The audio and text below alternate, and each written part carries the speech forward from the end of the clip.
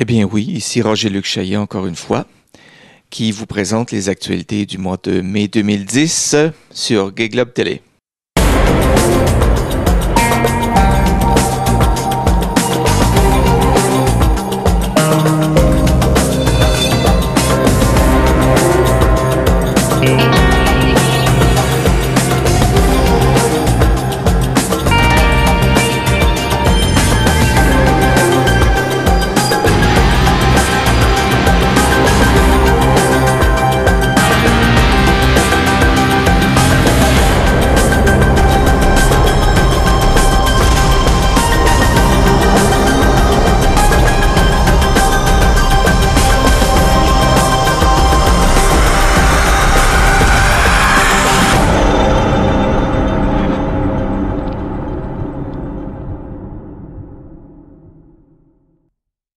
Ça faisait longtemps, les actualités n'avaient pas été présentées depuis la fin, je dirais l'automne 2009.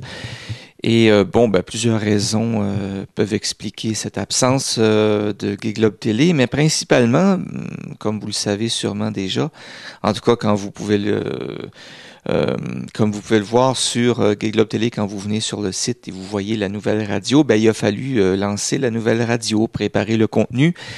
Préparer les actualités qui allaient passer sur la radio, des entrevues.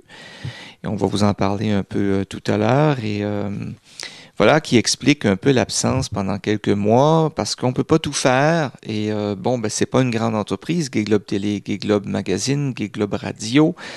C'est une petite entreprise, puis il faut parfois se partager un peu avec peu de personnes le travail qu'il y a à faire.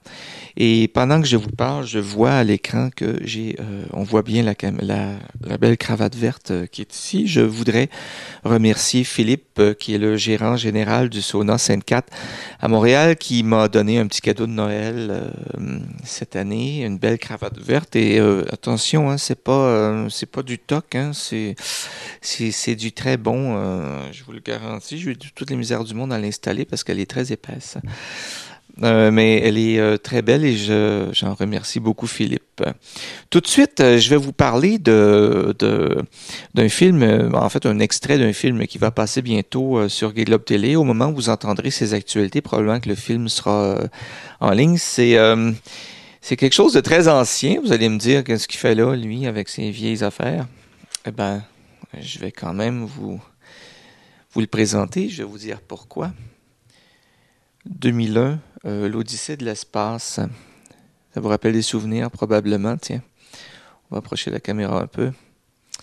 Ben oui, 2001, l'Odyssée de l'espace, qui est une production de Stanley Kubrick, qui date de 1968. Pensez-y, là, 1968, c'est avant...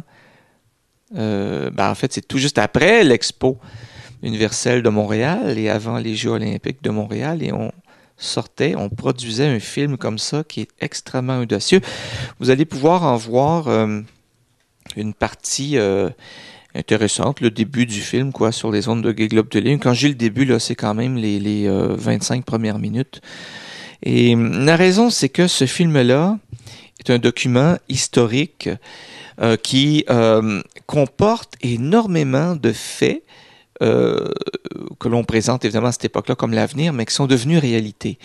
C'est fascinant, surtout le début. Et écoutez, on n'a jamais pu refaire un film avec tant d'effets spéciaux et surtout prendre le temps de faire un film. Souvenez-vous de ce que je dis, prendre le temps de faire un film. Vous allez voir dans l'extrait qui va passer sur Gay Globe. Vous pouvez aller tout de suite, pendant que vous m'écoutez, vous pouvez aller voir sur le menu principal et vous allez voir le film 2001.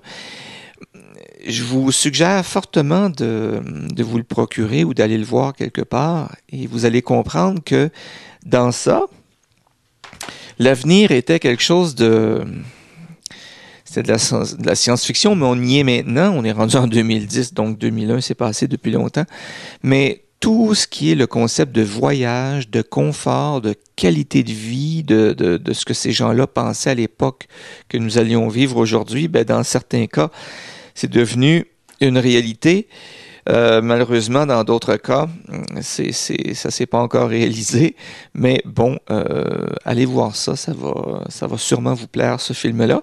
Évidemment, pourquoi sur un canal gay est-ce qu'on passe un film comme ça? C'est que, souvenez-vous, pour ceux qui ne sont pas gays, vous le savez peut-être pas. Pour ceux qui sont gays, vous le savez. Tout ce qui est nudité, mode, design, etc., nous sommes toujours, comme communauté, à l'avant-garde de ces phénomènes-là.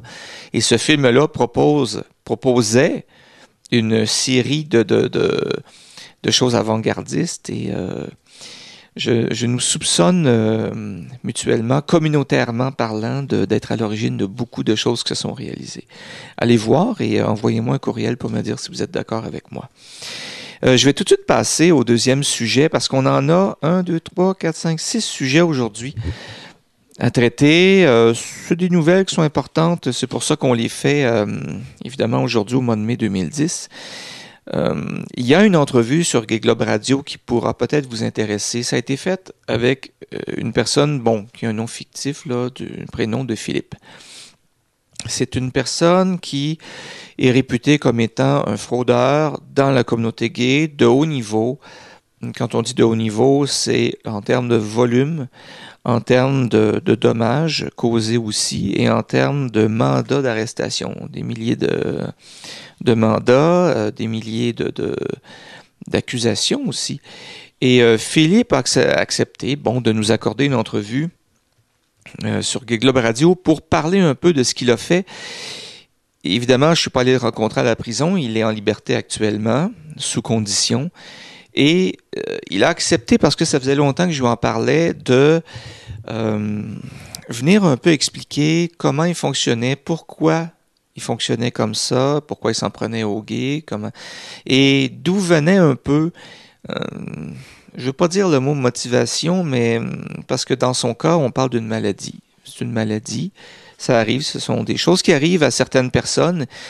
Et en tout cas, Philippe a accepté de nous en parler pendant presque 1 heure. Et cette entrevue-là est sur Gay Globe Radio. Vous allez en haut de l'écran, vous allez voir le petit logo de la radio, vous cliquez sur ça. Vous allez voir entrevue avec un fraudeur. Je sais que ça paraît péjoratif quand on entrevue avec un fraudeur. Et c'est pas un jugement qu'on a fait avec Philippe, c'est le titre et c'est ce sont les gestes qui ont été commis, mais c'est le titre qu'il doit porter selon la loi à cause de ses antécédents. C'est pas un violeur, c'est pas un agresseur. Il n'a jamais commis un geste violent physiquement, cette personne-là. Mais c'est un fraudeur selon la définition qu'en fait la loi canadienne sur la fraude. C'est comme